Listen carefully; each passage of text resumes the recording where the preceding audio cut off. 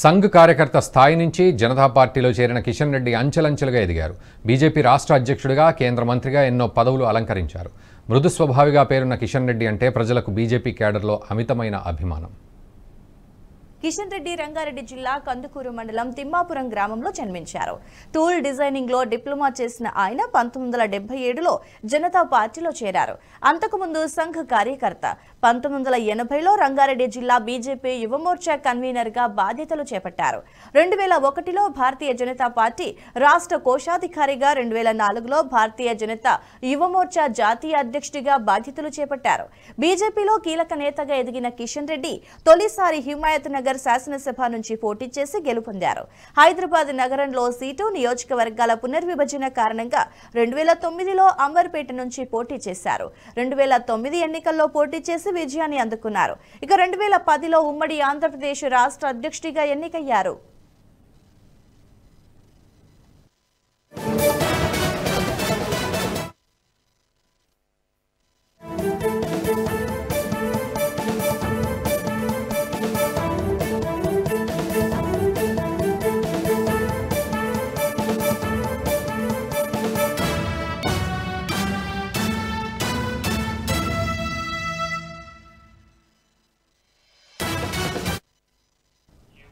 రెండు 2014 ఎన్నికల్లో అంబర్పేట్ అసెంబ్లీ నియోజకవర్గం నుంచి పోటీ చేసి కిషన్ రెడ్డి ఎమ్మెల్యేగా గెలుపొందారు.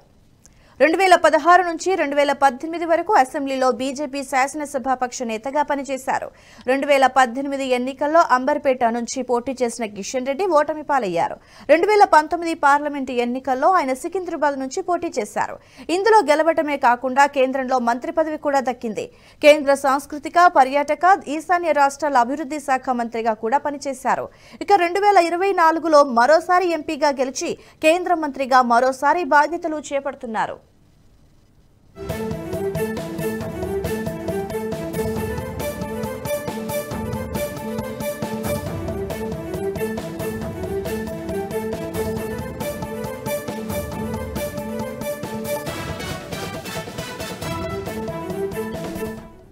ఈ వీడియో మీకు నచ్చినట్టయితే లైక్ చేయండి, 10 మందికి షేర్ చేయండి. అలాగే కామెంట్ల రూపంలో మీ అభిప్రాయాలను మాతో పంచుకోండి. Nationalist hub group of channels ను సబ్స్క్రైబ్ చేసుకుని తెలుగునాట జాతీయవాద జర్నలిజాన్ని ప్రోత్సహించండి. ఈ వీడియో కింద ఉన్న బెల్ ఐకాన్ పై క్లిక్ చేయడం మర్చిపోవద్దు.